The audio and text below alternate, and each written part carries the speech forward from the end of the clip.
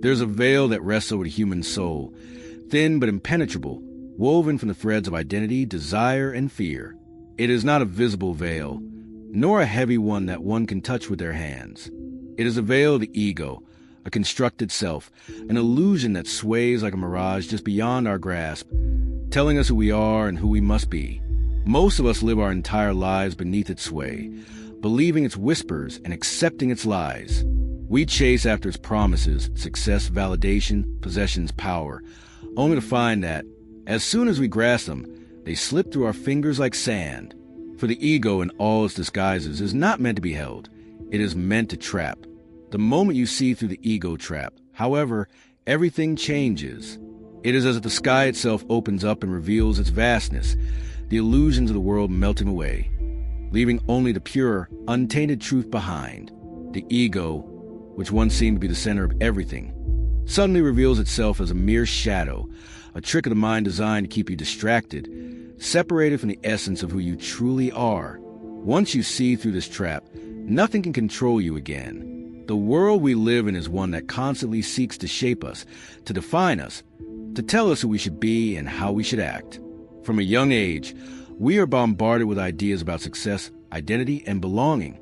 We are given labels: son, daughter, student, worker, friend, each one a marker of who we are supposed to be. The ego thrives on these labels, on these identities.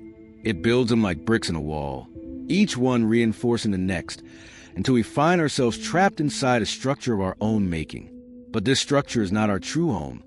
It is a cage, and the bars are made of our own beliefs about who we are. The irony is that the ego itself is not a malicious force. It is a natural part of the human experience, a tool for navigating the world, a means of understanding oneself in relation to others. In its purest form, it is simply a function of the mind trying to make sense of the vastness of existence. But when it becomes the sole lens through which we view the world, it distorts reality. It convinces us that we are separate, that we are alone, that we must compete, accumulate, and protect ourselves. It feeds off fear, off the need for control, off the illusion that we must prove our worth to the world. But what if none of it were true? What if the walls of the ego, the stories it tells us, the fears it plants in our hearts, were all illusions designed to keep us bound to a false sense of self? What if, in the moment we saw through the ego trap, we could access something far greater, something beyond the limits of the self we have known? This is the essence of the liberation that comes when one sees through the ego. It is not an act of destruction or rebellion against the self. It is a revelation, a peeling away of the false layers that obscure the light of our true nature. It is like stepping out of the shadows of a cave and into the sunlight for the first time. The world that once seemed so rigid and confining becomes fluid, full of possibility, full of connection. Once you see through the ego trap, the need to control, whether over yourself or others, dissolves. You realize that control was never real, that it was always an illusion designed to give you a false sense of security. The truth, however, is that the more you let go of control, the more freedom you experience. The paradox is that in surrendering the need to control, you are freed from the fear that controls you. You are no longer bound by the expectations of others, by the constant comparison, by the pressure to perform or achieve. You begin to live from a place of inner peace, knowing that you are enough as you are, without the need for validation or approval. The ego trap, in essence, is a trap of illusion. It convinces us that we are isolated, that we must fight for survival, that we must prove our worth to a world that is indifferent to our struggles. But when we see through this trap, we understand that we are never separate, never alone. We are part of the great flow of life, an expression of the same energy that moves through the stars, through the oceans, through the beating of our hearts.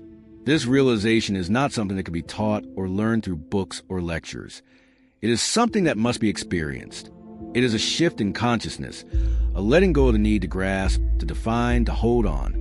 It is a recognition that the true self is not something we create, but something we uncover, like a hidden treasure buried beneath the soil, waiting to be unearthed. And once we uncover it, once we see it, we can never go back to the illusion. Nothing can control us again, because we are no longer controlled by the ego. But the process of seeing through the ego is not always easy. The ego does not give up its grip easily. It fights to hold on, to keep us in the trap of self-doubt, fear, and insecurity. But the beauty of this path is that the more we see through the ego, the less power it is over us. Each time we let go of its grip, we step closer to the truth of who we are. Each time we surrender, we find ourselves becoming more and more aligned with the flow of life, more and more connected to the world around us. In this journey, there are no rules, no deadlines, no right or wrong way. It is not about achieving something or becoming someone. It is about letting go of everything you thought you knew about yourself and the world. It is about stepping into the unknown with faith, trusting that in the absence of the ego, something far greater will guide you. At the heart of the profound statement, once you see through the ego trap, nothing can control you again, lies an invitation to step beyond a veil of illusion that has kept human consciousness locked within narrow confines. To see through the ego trap is not merely to understand it intellectually, but to experience the unraveling of all that we have constructed, clung to, and identified with. It is to recognize that our true essence, what some might call our soul, spirit, or higher self, exists beyond the prison of egoic limitations. This understanding transforms not only how we see ourselves, but also how we perceive the world around us. The ego, in its most basic form, is a construct of the mind. It is born from a need for self-preservation, the drive to protect the sense of self from perceived threats of the external world. But paradoxically, it thrives by separating us from our true nature, weaving stories of identity that create a sense of separateness from others and the universe. The ego convinces us that we are individuals isolated from the world around us, existing in competition rather than cooperation. It whispers that we must constantly strive, achieve, and define our worth by external markers, whether that be wealth, success, or status. In essence, it builds walls around us, trapping us in a false narrative.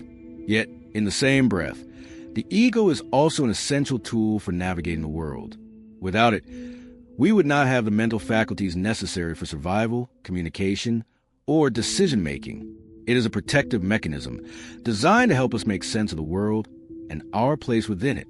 The ego, then, is not inherently bad. It is a necessary part of the human experience. But when it becomes a ruler of our consciousness, when it dictates the terms of our existence, it morphs into a trap. The core of the trap lies in its insidious nature. It convinces us that we are the ego, that we are our thoughts, emotions, achievements, and possessions. The ego encourages us to cling to external identifiers and use them to define our worth. But the irony is that as long as we identify with the ego, we are perpetually dissatisfied. We chase after fleeting desires, constantly striving to become something, to reach something, to attain something that will finally make us feel complete. And yet, no matter how much we accumulate or achieve, the feeling of completeness remains elusive. This is the ego's trick. It convinces us that we need more, that we are insufficient as we are, and it keeps us on an endless treadmill of seeking. To see through the ego trap is to realize that the self we have been chasing is an illusion. It is to recognize that all the labels, the roles, the external accomplishments are transient. They are like the changing scenery in a dream, fleeting, impermanent, and ultimately irrelevant to the essence of who we truly are. The realization is liberating, for once we see through the trap, we are no longer bound by the need to prove our worth or chase after external validation. We recognize that the essence of our being is already whole, already complete, already connected to the vast, unbroken fabric of existence. This awakening to the illusory nature of the ego is at the core of spiritual wisdom across traditions. Jesus, Buddha, and Hermes all pointed to the same truth, though they used different language and symbols. Jesus spoke of the kingdom of God as something that is not of this world, something that lies within us. Buddha taught of the impermanence of all things and the cessation of suffering through the realization of non-self and anatta.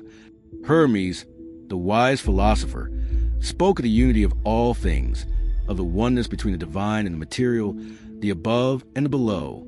All three were pointing toward the same core concept.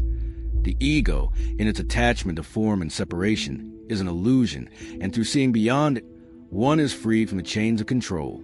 The realization that nothing can control you once you see through the ego trap is not an abstract or lofty idea. It has practical implications for how we live our lives. When we no longer see ourselves as separate from others, we cease to engage in the power struggles, the judgments, and the comparisons that fuel the ego's dominance. We begin to move through the world with a sense of inner peace, unshaken by the external circumstances that once triggered our fears and insecurities. This peace comes not from external achievements or validation, but from a deep recognition of our inherent worth and interconnectedness with all things. The key to unlocking this peace lies in recognizing that our true identity is not defined by the ego stories, but by the unchanging essence that resides within us. This essence is timeless, boundless, and free. It is a silent observer, the witness behind the mind's chatter. It is a stillness in which all thoughts arise and pass away. To connect with this essence is to experience liberation, a liberation that is not dependent on external conditions or circumstances. Once we recognize this, we realize that nothing external can ever truly control us again. This process of realization involves shifting our perception from a limited, egoic perspective to an expansive, unbounded one. It requires letting go of the attachments that bind us to false identities and stepping into the truth of our essential nature. It is a process of inner transformation, a shedding of the old skin of ego and the birth of a new way of being in the world. This transformation does not require effort in the conventional sense. It is not something we can force or achieve through willpower. It is a natural unfolding, a return to the truth of who we have always been, waiting to be recognized. In this shift, we also begin to see the world differently. When we no longer cling to the illusion of separation, we begin to recognize the interconnectedness of all things. We see that the suffering of others is our suffering, that the joy of others is our joy, and that we are all expressions of the same divine consciousness. This realization opens our hearts, fostering compassion, empathy, and love. We no longer see others as competitors or obstacles, but as fellow travelers on the same journey, sharing in the same divine essence. This shift in perspective transforms our relationships, our work, and our interactions with the world. This is the essence of the spiritual path, the recognition that nothing can control you once you see through the ego trap. It is a path of liberation, of awakening to the truth of who we are and the freedom that lies in recognizing our connection to all things. It is a path that transcends fear, desire, and the need for control, and it leads us to a place of peace, love, and profound understanding. To truly grasp the profound nature of seeing through the ego trap, we must turn to the ancient, allegorical stories passed down through the ages, stories that encapsulate timeless truths in forms that transcend mere words. These symbolic narratives are not just tales from another time. They are mirrors that reflect the eternal dance between the ego and the self. They are woven into the myths, legends, and teachings of the great sages, Jesus, Buddha, Hermes, each offering a distinct, yet unified, path to freedom. Through their stories, we are invited to witness the ego's false authority and its eventual unraveling, just as we must witness it in our own lives. Consider the story of the Buddha's enlightenment. Sitting beneath the Bodhi tree, the Buddha is confronted by Mara, the demon who personifies temptation, desire, and illusion, the very forces that sustain the ego. Mara tries every tactic in his arsenal to distract the Buddha from his awakening. He sends storms, plagues of fear, and even the illusion of beautiful women. Each attack represents the ego's attempts to keep us from the truth. But Buddha, unmoved, simply touches the earth with his finger and calls upon the earth itself as his witness. In this act, he is rejecting the illusions of Mara, the lies of the ego, choosing instead to embrace the ground of truth that lies beneath it all. The symbolic weight of this gesture is profound. The earth in this story is not merely physical. It is a foundation of the universe, the eternal, unchanging ground of being. Buddha's act of calling upon it is an acknowledgement that the true self, the awakened mind, is rooted in something deeper than the ego, something vast and unshakable. The earth becomes a mirror of the cosmos. And in this moment, Mara's illusions crumble in the face of truth. Buddha, like a tree deeply rooted in the soil, stands unwavering in his realization. This is a moment of awakening, when the false self, the ego, ceases to dominate, and the true self rises to the surface, free and unburdened. In another symbolic narrative, the story of Jesus' crucifixion and resurrection mirrors the same shift from ego to divine truth. The crucifixion itself is a powerful symbol. Jesus is condemned, tortured, and hung on the cross, an embodiment of the ego's fear of death, of suffering, of loss. It is the ego's final stand, the belief that through separation and destruction, one can retain control. But Jesus does not cling to this. Instead, he surrenders, even in the face of death. And in this surrender, there is not defeat, but the ultimate victory. For it is through his death, through the shedding of the body and the ego, that the resurrection becomes possible, the rising of the true self, untethered by fear, by limitation, by the confines of the ego. The resurrection is not merely a return to life as we know it, but a symbol of spiritual awakening, a rebirth into a new realm of consciousness. Jesus rises from the dead, not as a figure who defies death physically, but as a symbol of transcendence beyond the egoic mind. He shows us that even in the most profound suffering, even in the most extreme separation, the essence of who we are is never lost. The ego may die, but the soul, the true self, remains untouched. This is the ultimate liberation. The recognition that the ego, in its desire for control and permanence, is not the true self. The true self transcends it all. Hermes, the divine messenger, also offers us a rich symbolic narrative in his role as a guide between realms. In the tradition of Hermeticism, Hermes teaches a principle of as above, so below, emphasizing the unity of all things, the interconnectedness of the divine and the material. Hermes is not confined to one plane of existence, but moves freely between the realms, embodying the wisdom that recognizes the illusion of separation. He shows us that the ego, which insists on divisions between self and other, spirit and body, heaven and earth, is merely a construct. The truth, as Hermes teaches, is that the divine flows through all things, and when we see through the ego trap, we too become free to move between worlds. In the story of Hermes' journey to the underworld, he is tasked with guiding the soul of a great hero back to the realm of the living. This descent into the underworld is not merely a physical journey, but a symbolic one.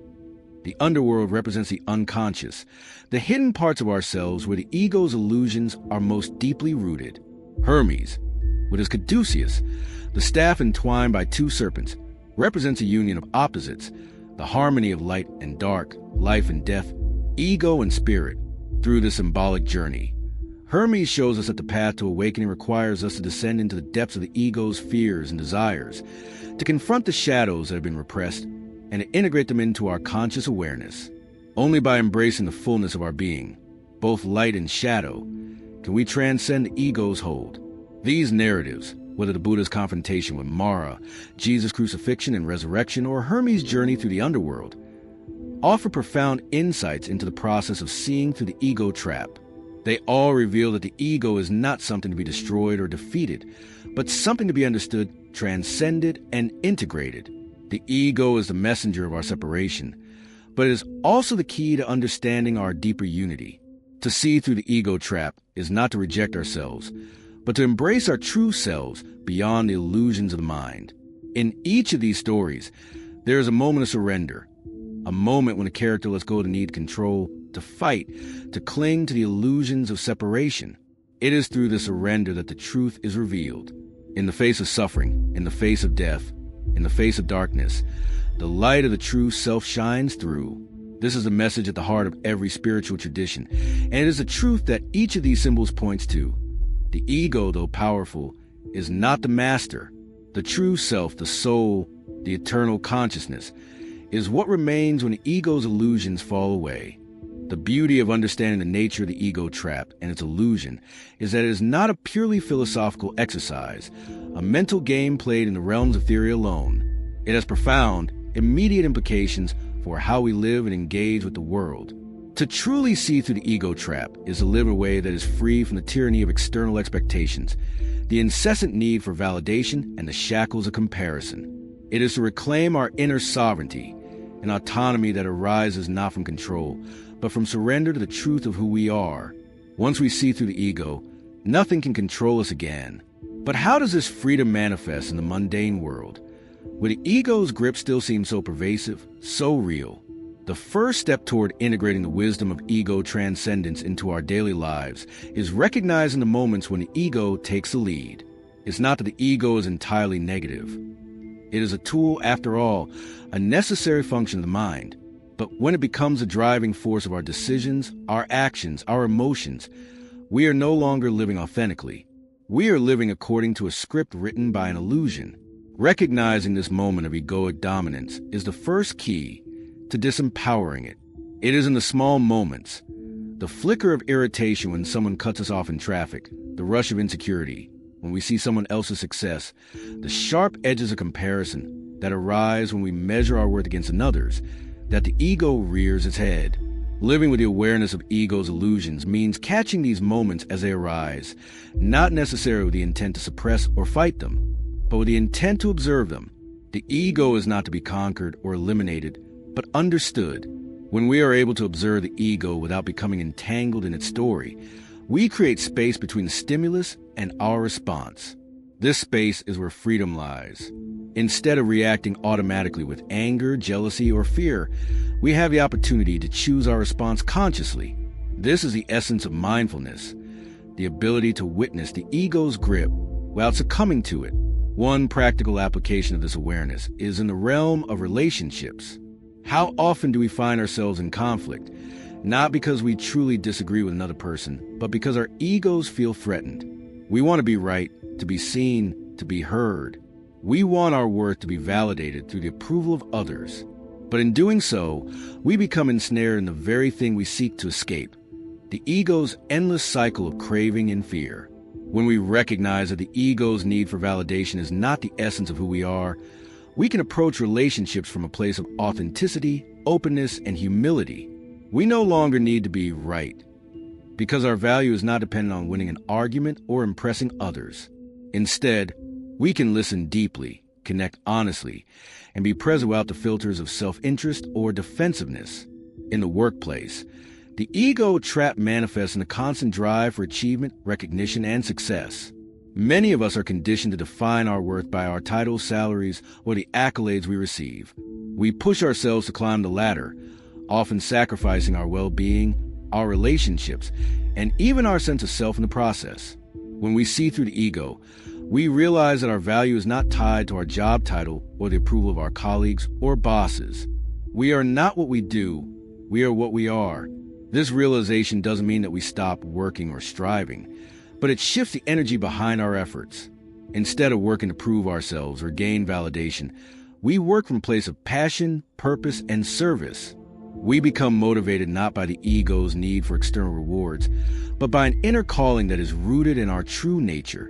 This shift also has a profound impact on our ability to handle failure and disappointment. When we are attached to the ego's fragile sense of self, any setback or criticism can feel like a personal attack.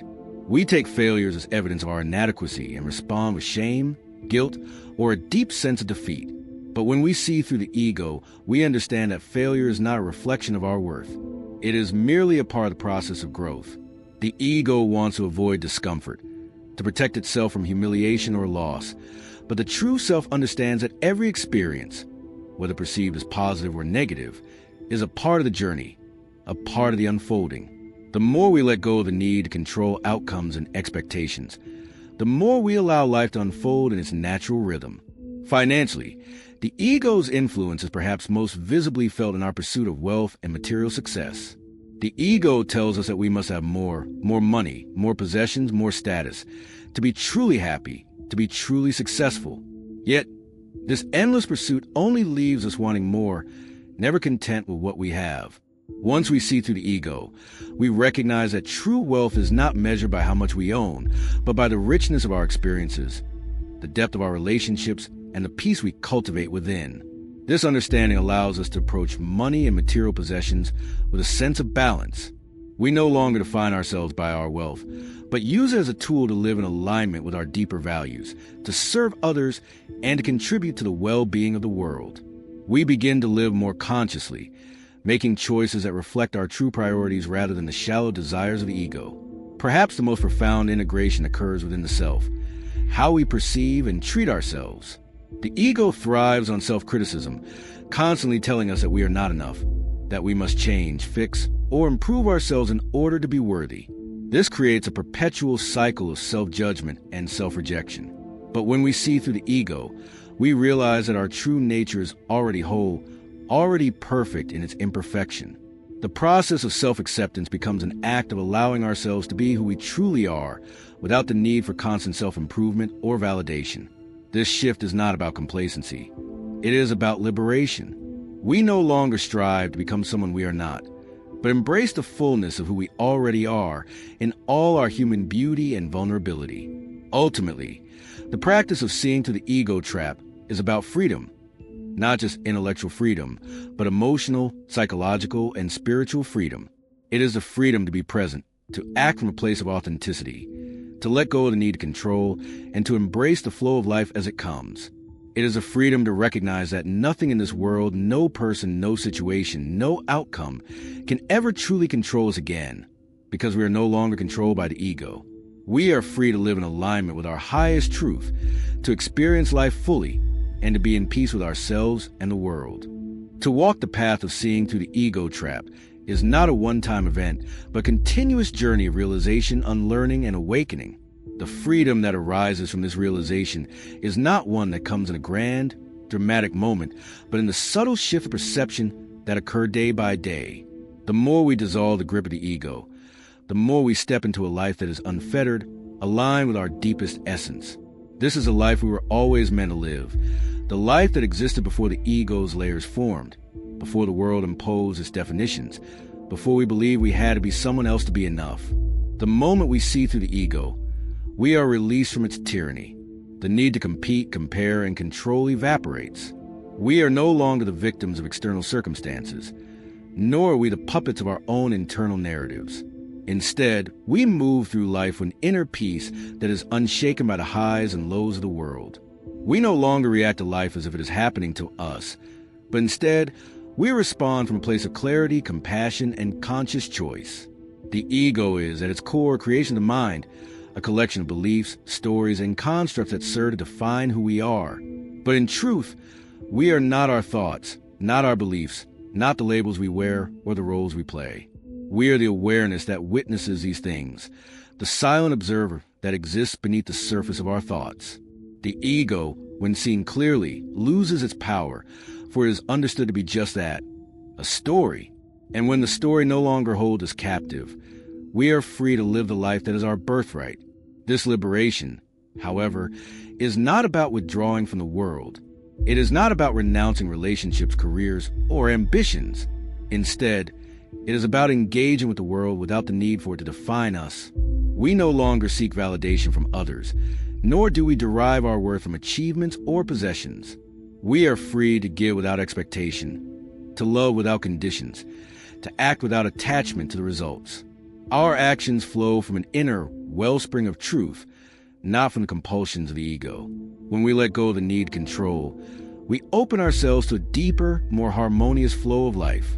We stop striving against the current and instead begin to align ourselves with it. This is a paradox.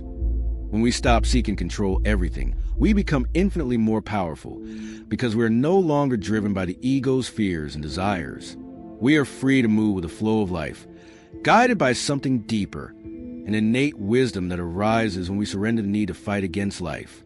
This shift in consciousness is not just an individual liberation, it is a collective awakening. As each individual sees through the ego, they become a ripple in the ocean of humanity. The more people who recognize the illusion of the ego, the more peace, love, and understanding spreads across the world. We begin to see that we are all part of a vast, interconnected whole, that our suffering is not separate from the suffering of others, and that our joy is the joy of the entire world. We begin to live not for ourselves, but for the greater good, because we understand that the greater good is not separate from us. We are all in this together. This transformation, however, is not always smooth or easy. The ego has deep roots, and even as we begin to see through it, old patterns of fear, doubt, and attachment can surface. There may be moments when the ego reasserts itself, when we find ourselves slipping back into old habits of judgment, comparison, or control. But this is part of the journey. The path is not linear, it is cyclical. With each layer that is peeled away, we gain a deeper understanding of the self. The ego may not disappear completely, but its power diminishes with each act of awareness and surrender. The key is not to strive for perfection, but to remain committed to practice of seeing through the ego's illusions, to returning again and again to the truth of who we are. Each moment of awareness is a victory. Each shift in perception a step closer to liberation. The journey itself becomes a destination. The process of awakening, of seeing, of becoming is its own reward. And so, we return to the question. Once you see through the ego trap, nothing can control you again. But what does it mean to be free? It is not freedom from responsibility, nor freedom from difficulty or hardship. It is freedom from a need to control, from a need to prove, from the fear of not being enough. It is the freedom to live fully, to love without hesitation, to act with clarity, and to be at peace in the midst of life's turbulence.